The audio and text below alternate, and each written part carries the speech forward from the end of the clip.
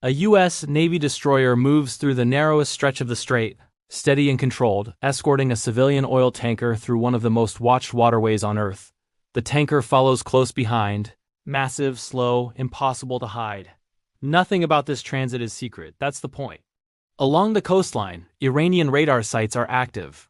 Fast attack craft sit fueled and ready. Missile crews are already at their stations. Every movement is deliberate. Every position chosen in advance. In the open afternoon sun, nothing is concealed and nothing is misunderstood. From Iran's perspective, the picture looks clean. One destroyer, one tanker. Limited maneuver space. A narrow choke point with land on one side and shallow water on the other. No room to turn. No obvious escape route. To Tehran, it looks like control. What Iran believes is simple. This is an isolated target passing through a space they think they dominate. A moment where pressure can be applied, where a message can be sent, where escalation can be forced on their terms. The destroyer keeps its course, no change in speed. No warning shots, no speeches over the radio. And that's the misread. Because Iran believes they've built a perfect trap. What they don't realize yet is that this passage is being watched from far beyond the horizon. And what they think is a single engagement is about to become something much larger. The Strait of Hormuz is narrow by design and unforgiving by geography. At its tightest, there is little room to maneuver. Deep water lanes are fixed. Traffic is predictable, and every vessel passing through is visible for miles. This is why it matters. Not because it invites conflict, but because it removes uncertainty. For decades, Iran has treated this stretch of water as leverage. Control the shoreline, threaten the passage, and you shape the conversation far beyond the Gulf. The assumption is simple. A choke point creates power. Force ships to slow. Force choices, force reactions. On this afternoon, that logic feels validated. The destroyer's route is known. The tanker's speed is limited. Land-based systems sit elevated and prepared. Surface craft can move quickly in packs. From shore, it looks orderly, almost rehearsed. But on the bridge of the destroyer, the same facts read differently. Narrow waters mean fewer unknowns. Fixed lanes mean predictable angles. Daylight means confirmation. Every radar contact is clean. Every movement is logged. Nothing blends into the background. In a place like this, ambiguity disappears early. The escort mission continues without deviation. Communications are brief, systems are active but quiet. No alarms, no dramatics, just readiness. The ship's posture isn't aggressive, but it isn't casual either. It has the posture of a crew that understands where it is and why it is here. This is not a standoff yet. No weapons are raised. No warnings exchanged. But positions are being taken, and everyone involved knows it. On shore, Iranian planners see proximity as advantage. At sea, the destroyer sees proximity as clarity. And in a space this tight, clarity changes everything. Because once every piece is visible, the question is no longer who is watching, it's who is already prepared. Just after midday, the posture shifts. Onboard sensors register a change along the coastline, not movement, but intent. Iranian radar systems switch from passive observation to active tracking. The destroyer's signature is being measured now, not merely watched. Angles are calculated. Distances refined. This is no longer monitoring. It's targeting. Out on the water, small surface contacts begin to separate from the shoreline. Fast, low profiles.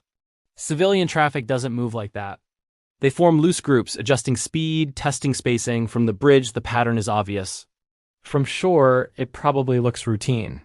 The tanker continues forward, steady and exposed. The destroyer holds position ahead of it, maintaining distance, maintaining coverage. There's no sudden maneuvering, no warning broadcasts. Nothing that escalates the situation on its own. Inside the Combat Information Center, the picture sharpens. Contacts are classified. Tracks are labeled. Timelines are projected. The crew doesn't speak in hypotheticals. They speak in ranges and response windows, then comes the confirmation. Multiple radar emissions converge. Not one system, but several. Different locations. Different angles. Coordinated. This is the moment when intent crosses a line not through action, but through alignment.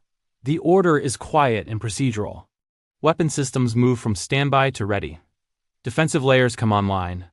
No one raises their voice, no one rushes. Every step follows a checklist written long before this day. What makes this moment dangerous isn't speed, it's patience. Iranian forces aren't rushing in. They're positioning. They're waiting for alignment, waiting for the geometry of the strait to do the work for them. From shore, it likely feels controlled, measured, even restrained. From the destroyer, it reads as something else entirely. Because when multiple systems lock on at once, there's only one reason. And once that threshold is crossed, there is no going back to observation. 2:52 p.m. The timestamp matters because this is the moment everything changes. On the bridge of USS Mason, warning indicators begin to stack, not one alert, but several, arriving almost simultaneously. Multiple inbound tracks appear on the tactical display. Their speed, altitude, and approach angles remove any remaining doubt. These are not probes. They are committed trajectories. There is no pause for discussion. Defensive systems activate in sequence, exactly as designed. Sensors prioritize targets. Interceptors are cued. Countermeasures deploy automatically, not emotionally.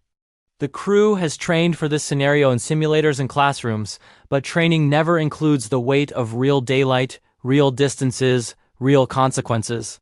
From the outside, the scene is unmistakable. White contrails streak across a blue sky. Movement is visible from miles away. There's no fog, no darkness, no confusion about what is happening or where it is happening. The destroyer maintains course. Commands are short, confirmations are immediate. The ship's systems begin working through the threat set, calculating intercepts faster than any human could track. Some inbound paths disappear from the screen. Others persist longer, forcing adjustments, forcing prioritization. The engagement is controlled, but it is not clean.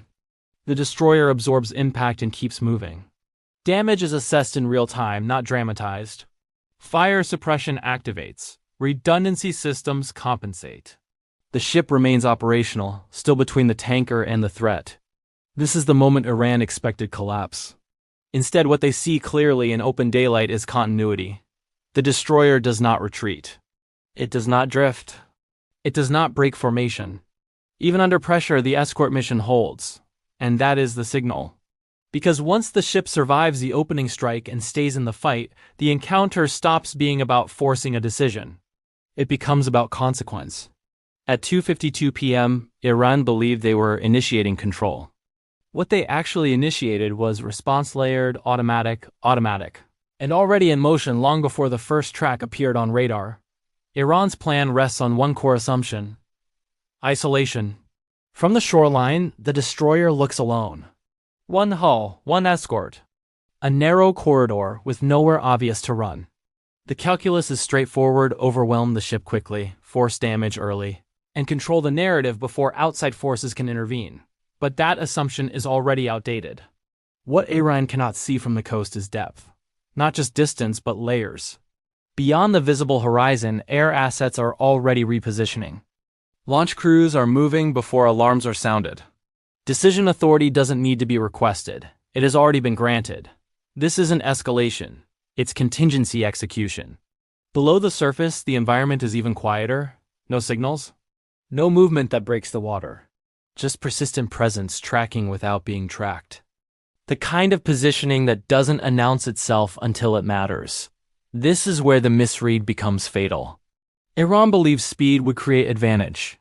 That compressing the timeline would limit response. But compressing the timeline only works when the other side is unprepared. Here, preparation is the entire structure. Every defensive action taken by the destroyer feeds information outward. Sensors don't just protect the ship, they inform the wider network. Each contact refined, each trajectory confirmed, each intent validated. The picture expands outward in seconds.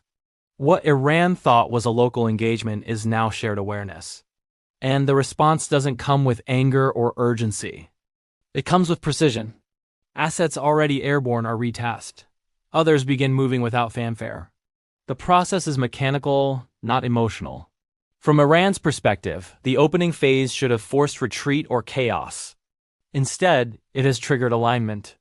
Because the moment the destroyer holds position after impact, the question is no longer whether the ship can survive. The question becomes how much of Iran's forward posture is about to be exposed and how quickly it can be removed. This is the point where the trap stops belonging to the side that built it. From the moment the first defensive response stabilizes the situation, the timeline compresses fast. What happens next does not look dramatic from the outside. There is no sudden rush of ships into view, no mass movement on the surface. Instead, the balance shifts quietly, almost invisibly, as control of the environment changes hands. Airspace above the strait becomes structured, not crowded structured. Assets already in motion are reassigned. Sensors widen their focus. Threats are no longer treated individually, but as a connected system that can be dismantled piece by piece. On the water, remaining hostile movements lose coordination. Formations spread. Speed changes. The confidence visible earlier gives way to hesitation or panic, but uncertainty. The geometry that was supposed to trap the destroyer now works against those who built it. This phase isn't about retaliation. It's about removal. Each response is deliberate. Threats are neutralized in order of capability, not proximity. Command and control links degrade first. Mobility comes next. What remains is presence without influence. From the destroyer, the mission never changes. Stay between the tanker and danger. Maintain passage, hold position. Even as the wider response unfolds, the ship's role remains exactly what it was at the start. That consistency matters, because it sends a clear message not through words, but through behavior. The objective was never to dominate the moment. It was to keep the strait open. As minutes pass, the picture becomes unmistakable. What Iran believed would be resolved in their favor within moments stretches into something they can no longer shape. Their window closes as the response expands beyond anything visible from shore. By the time T-47 Myanmar approaches, the outcome is no longer in question. Not because of force alone, but because the initiative has fully shifted. What began as an attempt to control a single passage has turned into a lesson about scale, preparation, and reach, and all of it is unfolding in broad daylight, with nothing left to interpret. When the pressure finally recedes, it doesn't do so dramatically. There is no sudden silence, no visible signal that marks the end. Instead, the environment settles into something calmer but sharper. The destroyer remains on course. Damage control teams finish their work methodically. Systems are redundancies confirmed. The ship is still moving, still screening the tanker, still performing the same mission it was assigned before anything happened. That continuity is important. In daylight, outcomes are harder to reinterpret. Smoke clears quickly. Positions are visible. The water tells its own story. What remains operational and what does not is obvious to anyone watching from shore, from the air, or from orbit. The tanker resumes its steady transit through the strait, unchanged in speed, unchanged in direction. There is no diversion. No emergency reversal. The passage continues exactly as planned. Communications begin to flow outward, not statements, but data. Confirmations replace speculation. Timelines replace claims. The difference between what was intended and what occurred becomes increasingly difficult to blur. From Iran's side, options narrow. Escalation is no longer a lever, it's a liability. What was meant to demonstrate control has instead exposed limits, and exposure is permanent in daylight. The engagement ends not with pursuit, but with stabilization. That distinction matters, because the absence of spectacle reinforces the outcome. The response was not about sending a message through excess. It was about restoring the environment to a state where the original mission could continue uninterrupted.